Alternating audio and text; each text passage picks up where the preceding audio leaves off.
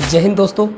जलने और कटने पे एट ए टाइम और एट ए होम आप क्या कर सकते हैं, आज उस चीज़ के ऊपर आपको डीपली जानकारी मिलेगी और कम समय में मिलेगी। यानी कि कम टाइम में आपको बहुत ही भरपूर नॉलेज आज मिलने वाली है। क्योंकि ये कमेंट हमारे कुछ व्यूवर्स ने किया था कि सर जलने और कटने के ऊपर हम आयुर्वेदिक ट्रीटमेंट क्या दे सकते हैं, अपने आईएमसी का कौन सा प्रोडक्ट यूज़ कर सकते हैं, किन बातों का हमें ध्यान रखना चाहिए, किन बातों को हमें अवॉइड करना चाहिए, सही जानकारी क्या है। तो सबसे पहले तो मैं आपको बता दूं कि दोस्तों जलना और कटना भी दो तरीके का होता है। एक तो ये है कि छोटा मोटा कट घर पे लग गया और छोटा मोटा बर्न घर पे हो गया, जैसे कोई दूध उबल रहा था, चाय उबल रही थी, गर्म पानी था या कोई सब्जी गर्म थी, वो अपने बॉडी के ऊपर, स्किन के ऊपर, कहीं पे हाथ पे, कहीं बॉडी पे, पैर पे गिर जाती है।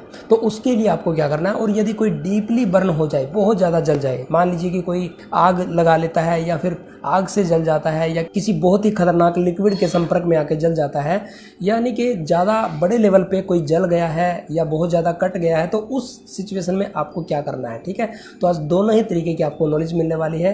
और यदि इतनी इंपॉर्टेंट नॉलेज के वीडियो के ऊपर अभी तक आपने लाइक नहीं किया है ना, तो दोस्त लाइक कर दीजिए। सब्सक्राइब करना, लाइक करना, कमेंट करना बिल्कुल फ्री होता है। जैसे इन दोस्त ने वीडियो बनाने के लिए बोला था, ऐसे ही आप भी कोई भी वीडियो बनवाने के लिए मुझे बोल सकते हैं। हो सकता है 2-4 दिन के बाद नंबर आए, लेकिन आपका वीडियो पक्का बनेगा।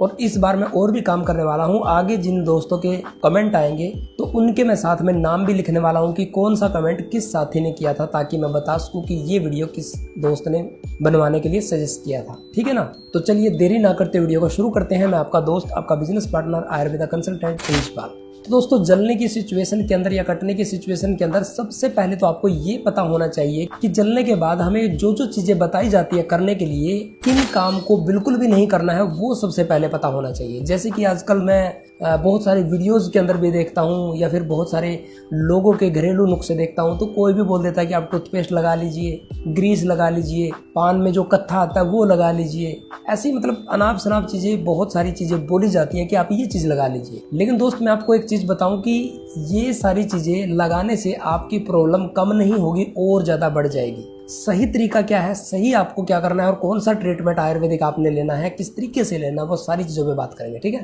तो वीडियो को बिना स्किप किए देखना, पूरा ध्यान से सुनना। तो एक तो घर में कभी भी छोटा मोटा बर्न हो जाए, पहले मैं उसके बारे में बात करूंगा। फिर बड़े लेवल का अगर कोई एक्सीडेंट हो जाए, बिजली से कोई एक्सीडेंट हो जाए, यानी कि इलेक्ट्रिसिटी फॉल्ट में कोई व्यक्ति बहुत ज़्यादा झुलस जाए या किसी और कारणवश कोई बड़े लेवल पे कोई दिक्कत आ जाए, तो उसके बारे में भी बात करूंगा। दोनों को ध्यान से सुनना है। तो घर में यदि कोई छोटा मोटा समस्या आ जाती है, जैसे कि कोई दूध उबलने के टाइम पे ऊपर गिर गया या हाथ जल गया, गर्म पानी गिर गया, कोई सब्जी गिर गई, उस सिचुएशन में हमें क्या करना चाहिए। ठीक है, तो उस सिचुएशन के अंदर चाहे आपको कहीं पे कट लग चुका है, कोई चाकू वगैरह से, चाहे जल चुके हैं, सबसे पहले आपको नॉर्मल पानी के अंदर जितना देर हो सके डुबा के रखना है। जी हाँ दोस्तों, नॉर्मल पानी से डुबा के रखना है, क्योंकि इससे आपकी एक तो जलन कम होगी, दूसरा जहाँ पे जला है वो टेम्परेचर आपका कम होगा। कई लोग बोल देते हैं कि आप ठंडे पानी में डुबोइए, बर्फ ले आइए। सबसे पहला आप कुछ मत करिए, सबसे पहले सिर्फ और सिर्फ नल का पानी, जो भी सबसे नजदीक पानी आपके है, साफ पानी है, उसमें आपको भिगो के, उसमें आपको डुबो के रखना है,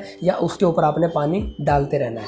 काफी देर पानी डालते डालते आपने साथ में ही घर में किसी और व्यक्ति को बोल देना कि वो आपके लिए बर्फ निकाल के लेके आए। तो या तो आपके घर में कहीं फ्रिज होगा या किसी पड़ोसी के घर में होगा, तो वहां से आप तब तक किसी और व्यक्ति से, जब तक आप पानी में डुबो रहे हैं उस जले हुए पार्ट को, तब तक आपने बर्फ मंगवा लेना है। अब बर्फ को कैसे लगाना है, आप डायरेक्ट तो उसको लगा नहीं सकते, उसको या तो आप बारीक बारीक फोड़ के और किसी पतले कपड़े के अंदर लपेट के उसको अपनी स्किन के ऊपर, मान लो उंगली के ऊपर लगा तो उंगली पे आप ऐसे लपेट सकते हैं। या कई जगह ऐसी है जहाँ पे बर्फ आप नहीं बांध सकते, उसमें आप बर्फ को बांध के किसी कपड़े के अंदर वो भी आप बांध सकते हैं। ठीक है, या फिर हल्का हल्का आप बर्फ से सिकाई कर सकते हैं। ठीक है, कोई भी तरीका है, सब आप यूज कर सकते हैं।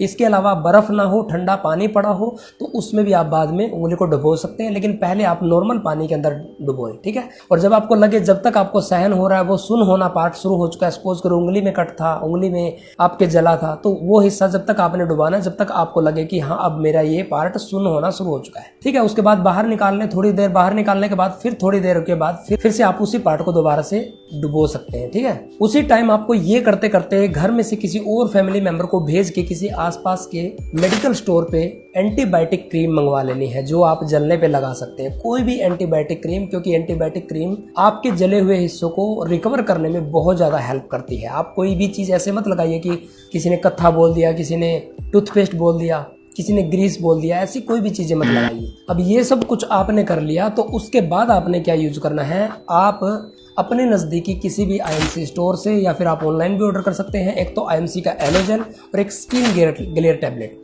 ये चीज़ें आप ले सकते हैं। अगर आपका बजट में कोई इशू नहीं है तो आप एलोवेरा भी मंगवा सकते हैं, ठीक है। तो स्किन ग्लेयर जो टैबलेट है वो आपने सुबह शाम दोनों टाइम लेनी है क्योंकि स्किन की प्रॉब्लम है। और सेकंड जो एलोजेल होता है उसको आप सुबह शाम या दोपहर में भी तीनों टाइम भी लगा सकते हैं, जिससे आपकी ये प्रॉब्लम जलने वाली बहुत जल्दी ठीक हो जाती है। और कई लोगों को जहाँ पे जला है वहाँ पे पानी डालते ही फावड़ा टाइप का बन जाता है, फुल्का पड़ जाता है, तो उससे आपको घबराना नहीं है। कभी आप सोचो कि ये क्या प्रॉब्लम हो गई या उसको फोड़ना नहीं है, ये चीज़ का ध्यान रखें, इस बात को नोट कर लें, गांठ बांध लें कि आपने उस फुल्के को फोड़ना नहीं है। जो फावड़ा टाइप का बन जाता है ना, नीचे उसमें हवा बन जाती है और वो ऊपर उठ जाता है, तो उसको आपने फोड़ना तो बिल्कुल भी नहीं है। वो एक नेचुरल प्रोसेस है, क्योंकि नीचे से बर्न हुआ और ऊपर से आप पानी डाल रहे हैं तो वो पड़ेगा, उसमें घबराने वाली बात नहीं है, ना ही उसको कभी फोड़े, ठीक है। तो ये चीज़ लगानी है। अब बात आती है उन लोगों के लिए जो बहुत ज़्यादा बर्न हो चुके हैं, जैसे किसी इलेक्ट्रिसिटी एक्सीडेंट में हुए हैं या किसी प्रॉब्लम के कारण वो जल चुके थे, यानी कि उनकी बॉडी का पार्ट ज़्यादा जल चुका, तो उनको क्या करना है।